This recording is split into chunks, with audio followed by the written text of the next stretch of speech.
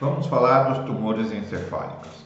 Também uma condição que, com o avanço da veterinária, tem sido possível dar melhores diagnósticos, em especial pela realização de tomografia e da ressonância magnética.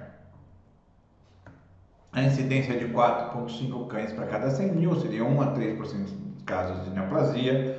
Acredito que com o tempo, cada vez mais, esses tumores serão mais diagnosticados e essa incidência será maior. Na prática, atualmente, clinicamente falando, sem o uso tanto do diagnóstico de imagem, do tomográfico e da ressonância, temos visto a incidência muito grande em animais acima de 10 anos de idade.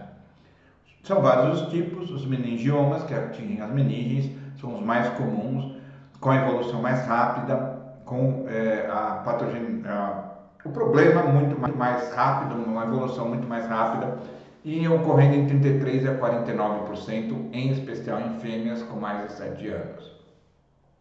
Astrocitoma é no tálamo e no encéfalo, mais animais de meia idade e idosos, que são braquicefálicos. Oligodendrogliomas, o telencéfalo e nos ventrículos, também comum em braquicefálicos. Então, braquicefálicos estão cada vez mais aparecendo, não são o bulldog inglês, o bulldog francês, o pug, e esses tumores estão ficando cada vez mais comuns. É bem comum se encontrar tanto o bulldog francês como os pugs com mais de 10 anos com tumores encefálicos, diagnosticados por outros processos, outras coisas. Papilomatoso coroide, no quarto ventrículo, a gente não diagnostica tanto. Ependimoma, também não. Tumores do sistema nervoso a nível de medula, que não ossos, na minha experiência, não são comuns, não. Sinais clínicos variam muito, dependendo da localização, do tamanho, da como evolui, do tipo, né? Pode ter lesões convulsivas, alteração da movimentação e comportamento. Na minha prática, no acupunturista que chega um animal incoordenado, ou animal com convulsão.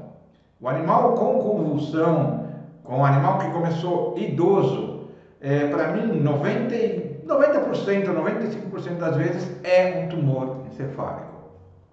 Então, geralmente eu já começo com o protocolo para tumor encefálico, que a gente acompanhado do pulso rápido, sinais de umidade, que são características que a gente vê na medicina chinesa, a gente quase que fecha o diagnóstico de um tumor encefálico. Claro que com técnicas imaginológicas aí você fecha de vez, mas se você tem alterações neurológicas em animais muito velhos, então desde convulsão, que é o mais comum, nistagmo e incoordenação, a chance de se ter um tumor é muito grande. Se você associar ainda à medicina chinesa um pulso que a gente chama espalhado, um pulso vazio e a sensibilidade num ponto que fica bem aqui, que chama o BP21, quase que se fecha o diagnóstico clínico. O tratamento, se tivéssemos condições, o melhor seria a cirurgia, porque geralmente não são tumores muito invasivos que se consegue no começo retirar com uma boa segurança, e a necessidade, principalmente do córtex cerebral nos animais, não é tão grande como no ser humano. Mas, infelizmente, nossas técnicas e nossos técnicos ainda estão em desenvolvimento para fazer uma cirurgia competente e eficiente. A quimioterapia, tem que se lembrar que o cérebro é protegido por uma membrana, certa meninge, que só permite a passagem de substâncias lipossolúveis. Então essa barreira hematoencefálica, que também além da meninge tem toda uma situação que impede que as substâncias hidrossolúveis entrem. Então o que você tem de opressão é a lomostina, carnostina e a hidroxiureia. Na minha experiência, eles têm geralmente um começo bom de eficiência, depois começam a declinar muito e a gerar efeitos colaterais graves. Já peguei animais que estavam com diagnóstico fechado, com tomografia, tomando lomostina, que não melhoravam e tinham uma série de efeitos colaterais intensos. Então a gente passou a tratar com terapia complementar e o animal melhorou muito, muito tempo. Prognóstico de meningioma é melhor, certo? Principalmente se faz cirurgia e radioterapia. Como eu disse, aqui no Brasil é um pouco mais difícil. Só com corticoide, como a maioria das pessoas fazem, vai de 1 mês e meio na média até 13 meses e meio. Então, a minha experiência com terapia complementar, a média mínima é de 1 ano. A gente chega 1 ano e meio, 2 anos, um animal muito bem. Não só do meningioma, mas de todos os tumores no geral. Que nem aqui, ó, o Baruch. Dá uma olhadinha na expressão dele. Você vê que é uma expressão de tristeza, é uma expressão de um animal mais que não está normal, certo? Além de estar com emagrecimento progressivo. Foi tratado, como já tinha bastante tempo que ele estava nessa condição, com incoordenação, emagrecimento, ele aguentou só 8 meses. A Meg tinha uma série de problemas, tinha diabetes, tinha problema de coluna, mas nos exames nós constatamos uma inflamação bastante grande e demos o diagnóstico através de tomografia de um tumor a nível de córtex. Meg viveu 2 anos e meio muito bem, mesmo tendo todas essas intercorrências. O Bob era um animalzinho que também já vinha ficando triste, quieto, abdômen dilatado, essa cara, essa face triste, né? Abdômen bem dilatado, como pode ver, foi diagnosticado hiperadenocorticismo. Fomos definir se era um problema de adrenal ou nível central e foi, através do teste de supressão de dexametasona, diagnosticado como a nível central. Como já fazia bastante tempo que ele estava nessa condição, em torno de 1 mês e meio, fizemos o tratamento e ele viveu 9 meses muito bem. Aí temos o Caleb. O Caleb também um animalzinho idoso que apresentava incoordenação, que apresentava assim, olha, a postura dele, os membros abertos, nistagmo e não conseguia melhorar, não evoluiu com a acupuntura para falar, é problema cervical. Não, nós fizemos o tratamento para um tumor cerebral.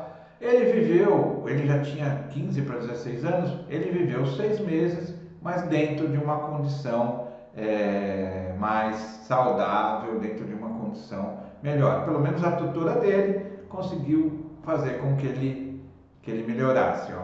Aí, como ele já estava bem melhor, bem mais ativo, certo? Apesar de ainda não conseguir se movimentar plenamente. Qual é o tratamento, então? Se fosse possível, a cirurgia seria indicada também.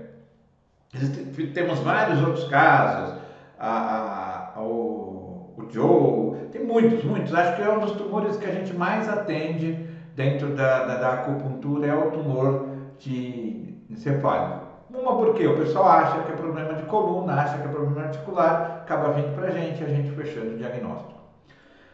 Principalmente pela tomografia e pelos exames, tanto da medicina chinesa como ocidental.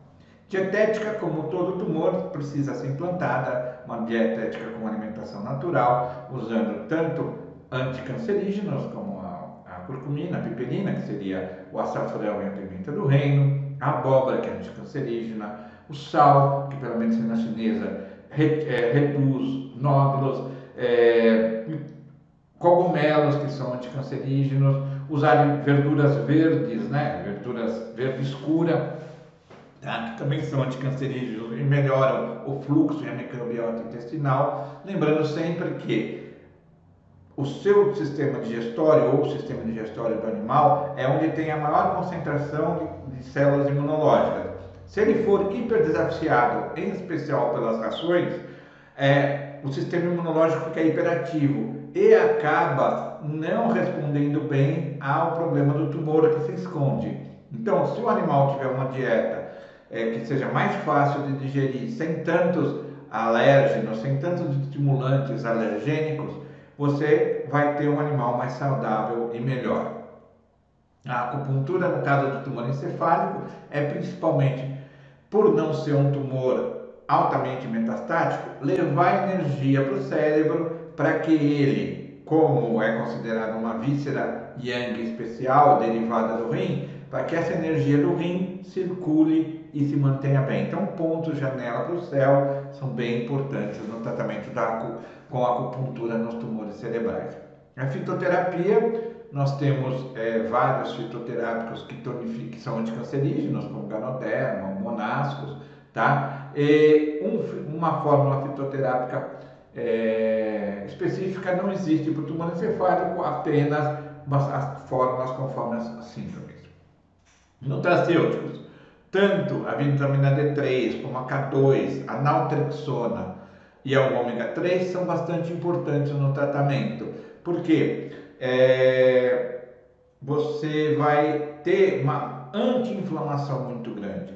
Lembrando que a naltrexona em baixas doses. A homeopatia é importante também, precisa ser bem direcionada, a calcária carbônica e outros, vários outros homeopáticos, e os florais. Basicamente, os florais são para um animal ou para um ambiente que gera uma energia de percepção alterada no mundo. Então, você, em alguns casos, não vai conseguir se movimentar porque não está vendo o mundo direito. Em outros casos, vai ficar depressivo. Em outros casos, vai ficar hipersensível, como nos casos das convulsões. Então, você vai ter que usar os florais conforme isso e vai ter que também trabalhar o tutor conforme essas situações. Então, você pode usar o Sweet Chestnut, que é para angústia mental intensa, quando você não tem saída, então o tutor vai estar angustiado, você vai usar o floral no animal e o tutor vai receber também. O White Chestnut, que é pensamentos incontroláveis, conflito mental, que também é comum no tumor encefálico, e o Wild Rose, que é a sensação de você estar perdido, como às vezes um cachorro está andando, está chorando, fica é assim, é um tipo de alucinação por estar perdido. Então o tutor muitas vezes pode não mostrar isso, mas pelos sintomas você vai saber e vai conseguir ajudar nessa inter-relação, nessa troca de energia entre os dois. Então aqui mais uma aula, espero que tenham gostado e assistam às nossas aulas disponíveis sobre os vários assuntos. Obrigado.